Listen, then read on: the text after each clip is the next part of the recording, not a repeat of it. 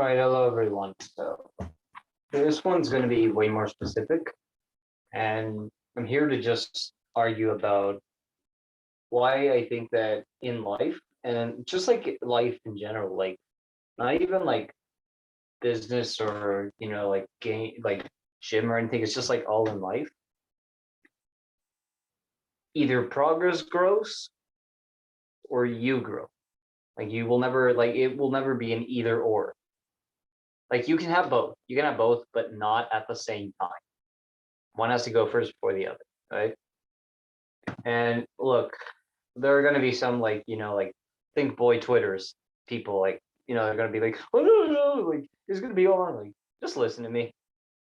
If you don't want to listen to me, please go away, like go away, because like there's no one in this there's nobody in this world who cannot teach you anything, just your ego. So if that's you, please leave, or maybe just click another video, right? You know, I'm not even going to give disclaimers at this point. It's like just feels so stupid and like, but yeah, no more disclaimers. No more disclaimers after this. That's dumb. That's dumb. All right. So why? So let me give you an example of what happened, or at least what I was doing when I was reflecting today. So what I was thinking was, okay, that for some reason that thought just always stayed in my head during the reflections. But I was putting about like when I was with so immediately after the nano stories, after I completed it, I told myself, okay, I want to see what else I can do to improve my skills. And then like I was thinking, okay, well, what else am I interested in? Oh well, like climate and stuff. So okay, that's interesting. And what I did was I took an internship at the Climate Crew, which was held by a few other kids from the Knowledge Society, which is the organization I'm in. For those who don't know what the Knowledge Society or TKS is, you get a bunch of teenagers who are very curious and they attempt to solve problems using um, emerging technologies and understanding, world's biggest problems and such. But the goal is to use like, these emerging technologies because that's very powerful and it's kind of already, like mainstream, like with crypto, blockchain, and like DAO, and all these instant gratification projects that can get you a quick buck. Like, yeah. Um, and the second I left the climate, I genuinely thought that, oh my God, Climate Crew, it frauded me because, I could have continued with aerogels. I could have probably, maybe I would have blown up. Maybe I have no idea. But, I was building there, and then like I felt like, oh my God, like Climate Crew was a scam and shit. It's like, in reality, it wasn't. Like now that I think back on it, like until after I wrote it down, one, like very grateful for that, but two, it's like your progress didn't grow, you did. Like one, I realized like, okay, what are the things that I don't want to do? That was one thing. Figuring out what I didn't want to do. Two, I understood what was important to me, which is kind of the same thing, but like just basically deciding what to give a damn about. Like, and also like what knowledge or whatever things you want to be noticed about. It's like with the news and like all like literally all the news that comes out is like unless you're like like unless you're all those kids who's like on Instagram, TikTok, and whatever, who was always updated on the news. It's like I will never have time to know what anything's on the news. Like I think it took me like a week and a half to realize like to just like get a grasp of what was happening with Russia and Ukraine. Like maybe some people had already like like probably figured it out by then, but like honestly, it took me a whole week to even realize that this Russian Ukraine thing was happening because like the lack of social media, even though like Twitter and YouTube did bring it up, I was like, I just ignored it until like it became mainstream. Like I really didn't genuinely understand the conflict until like a week. So I was kind of like a week behind, but I was like, for me, I don't care. Like I really don't care. People may be like, oh yeah, you're so like that's not nice, or like, oh that's nice, but like whatever. It's like I just don't care. Like I already figured out what I would give a damn about, and that's something I wouldn't give a damn about. We don't have all the attention and all the time in the world, so you must allocate it very carefully to what you think is important. And and some of the things that like the things that you should definitely give a damn about is like the most basic things, and some will call it cringe, but it's like unfortunately that's what really matters. Your friends, your family, yourself. Like that's the biggest one, yourself, your mental health, your physical health, your spiritual health. If you follow religion, which most of us do. Um, yeah, your family, your friends is like just like the basics. It's like the basics of everything. I mean, your social health, like social health. It's kind of the same thing, but like that's what you actually should give a damn about. But the thing with the climate cruise, I realized like, okay, I was able to identify like new characteristics, new beliefs, and new traits that I was able to take with me and then take it to the next project, which was biofortification. So in some way, I feel like no, it wasn't a complete disaster. Was it in the section that I wanted it to be? No, but I'm actually glad that I would somehow consider that a successful failure. It's like I didn't get the growth where I wanted it to be, but it was essential to push me in the right direction in terms of values and beliefs. Because what's it called? When you grow, your beliefs are definitely questioned. And even if you're not failing, you should still definitely question them, because what's it called? If I kept progressing for a good while, I wouldn't know how it would feel like, to lose in some way. Because I have this belief that winners and losers, they're both the same. People who always win and people who always lose are the same. And I'm going to get out some of the notes that I had, especially after journaling. So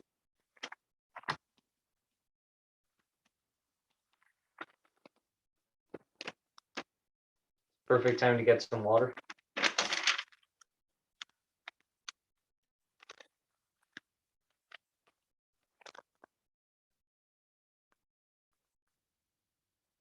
And also another thing was I kind of regret the way I reacted to it. This is another thing I wrote here is I, even though like yes, technically I decided to go in there. At the end of the day, it's the emotions that I take towards that could also determine if like okay, it was actually a good experience, whether I didn't get it in where I wanted it to. That and that's very interesting for me, because like there's going to be some times where you didn't decide you wanted to be there, but well, here you are.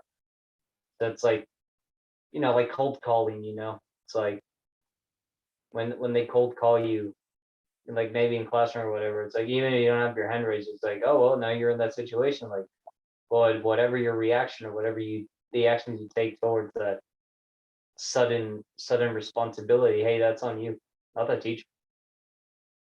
Is she could call any other person in the room, and that responsibility is bared on them. And that's also another thing is, I will be honest, sometimes I do feel like sometimes when I've grown, I feel like this sense of like entitlement. Because I will be look, maybe some people have felt this, especially the TKSers here, but like just because like you're learning things that like kids should be learning at this point. However, you're getting a head start on it, doesn't give you the right to, like think that you're entitled to this stuff. Like, just think about it. They could reach out to any one of us and they could get the same amount of knowledge just for free. Like they didn't even have to go through the program. Like, look, think about it. If someone were to reach out to me who's not in TKS and say, like, can you give me the stuff that TKS gives you? I would probably give it away to them. Like, hey, if they reached out, they deserve it. Like I shouldn't like, and that's also another thing is like, like just because I'm in this program doesn't mean like, I'm entitled to like keep all this juice and stuff. It's like, there should be free knowledge. And like this is another reason why I want to do this. Like I'm not doing this for money and like I'm not doing this for like, to show my superiority. I'm not doing that. I genuinely want to make these. I want to make these for value. Like even though like you could probably say they're low quality. I don't think they're low quality. It's like, I'd rather have like the bad gear, but the good stuff rather than like those guys you see on the basketball court sometimes all gear but no skill. It's like no, then why are you wasting your time? So if these videos like stay like this, like like crappy lighting, using my phone as a mic, hey, I'm fine with that. If you can hear me, hey, I'm good. If you can't see me, well, it doesn't matter. The point is you hear whatever I want to say, which is also like figuring out what to give a damn about. Like the only thing I give a damn about these recordings is if you can hear me. The rest doesn't matter.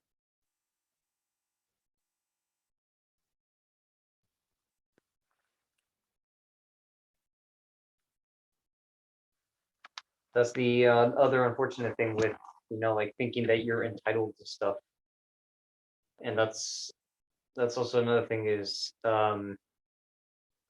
with this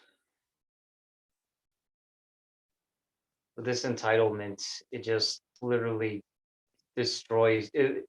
And that's the one thing with entitlement, just like feeling that you're special. Like, please get this in for those who still can't get the message through. You're not special because if you were special, no one would be able to help you. And there are people who can help you, and that should be very very good to hear that there are people who can definitely help you.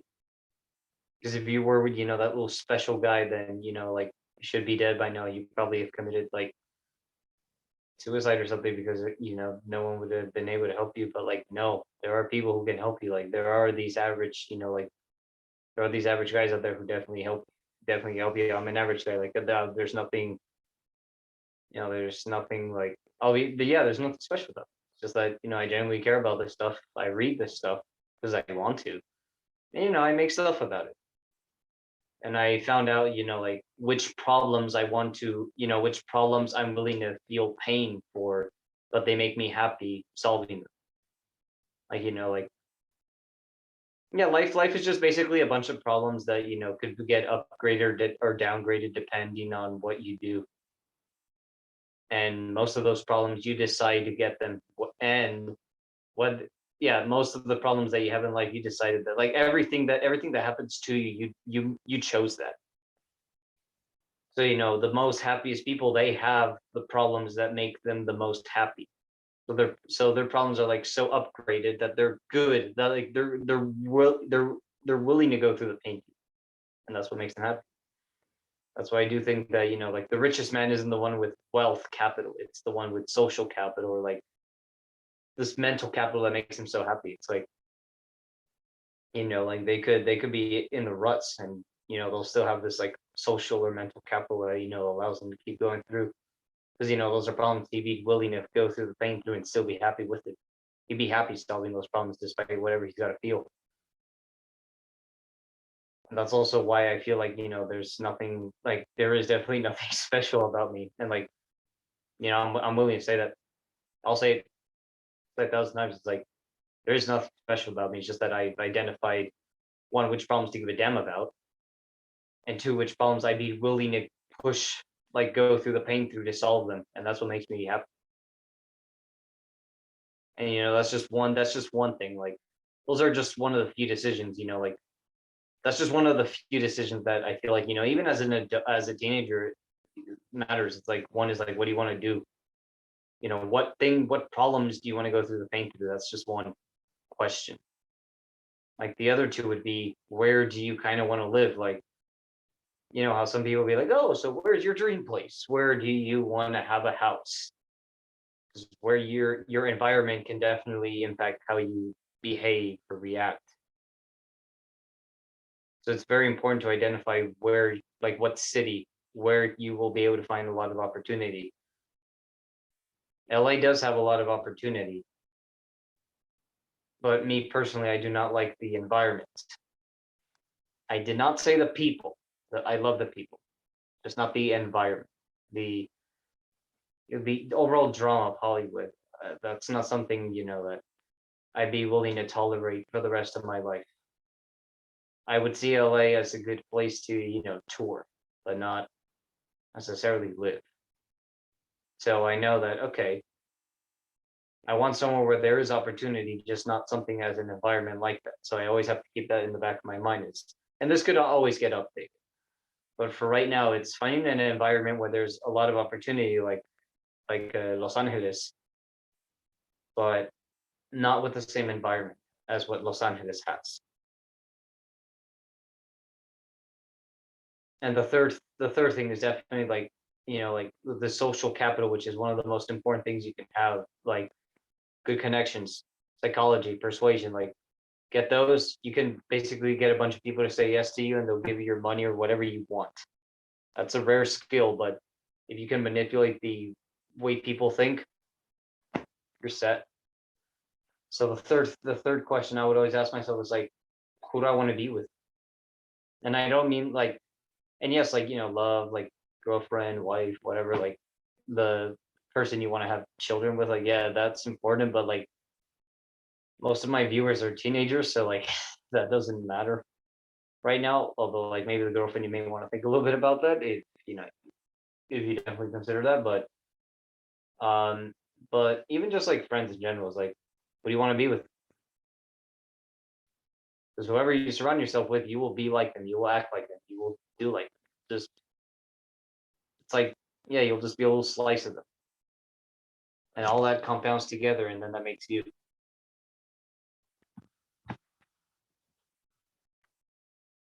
So those are just some of the three questions that I always think to myself. It's like those things that were the main chunk of um of where progress grows or you grow. So how can we get progress to grow? I think you definitely need it. I think you definitely need to go to failure for you to grow. And then you identify, okay, where's the direction I want to go, and then there's how you make progress. Because for me, what's it called? I mean, in middle school, it was kind of strange world. I will not lie. It's the police was there, every week. So definitely not a good place to go. It was like, but I definitely learned a lot just from like observing, the situations in there. So, just like by observing, even though I never tried anything, um, very dumb, I would say. I still did dumb stuff there. But it just gave me a new it just gave me the ability to be like, oh, so I'm growing in some way, because like even though that wasn't the environment I was expecting to go into, but it taught me what not. So in some way I grew my, like, the baby principles, those little infant principles came to mind. But then once you start doing stuff, then progress definitely grows. And then but progress goes as once you succeed or even through failure. But what's it called? But as soon as you fail, that's when you grow. You realize like, okay, yep, how do we correct this?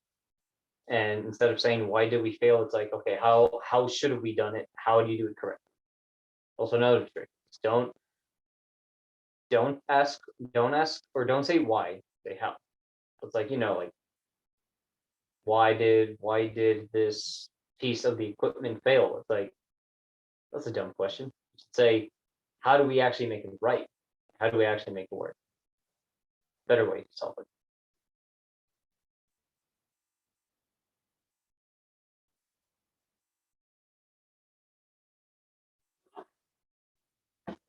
The last thing that I have here on my notes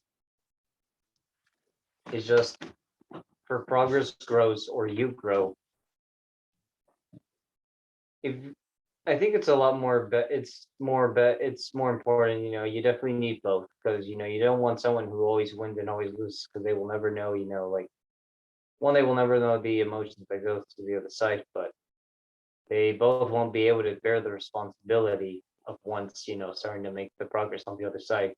Because the person who always wins, progress grows, he may be like, I don't need to like do anything.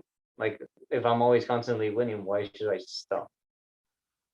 Person who always loses, will never make any progress. You will, or even grow to this point. It's like, oh well, I accept that. So once the other person does win and does lose, they're not willing to bear the next steps.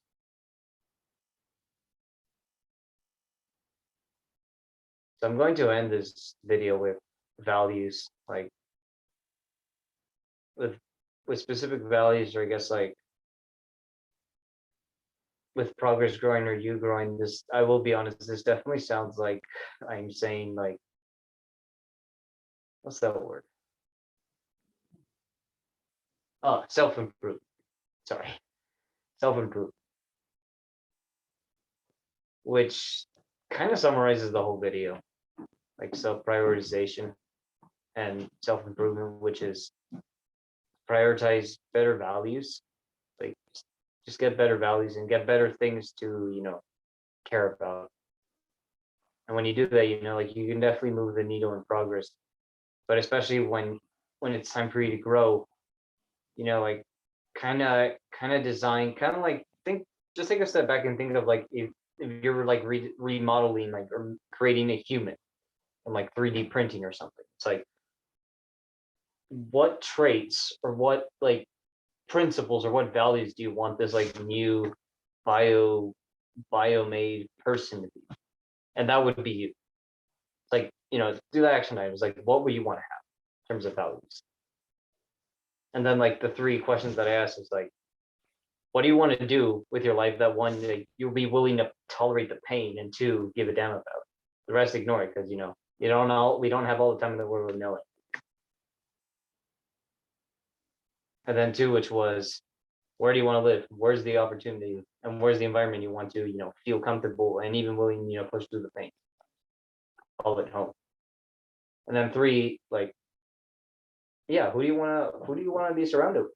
Like, I feel like I'm missing a couple of the questions, but those are the ones that I feel like you should just ask yourself right now, even if you may not have like the ability, like money or whatever. It's like, doesn't matter. Like, might as well have these down, so like 2-3 years down the road, it's like you're not in circles or in shambles.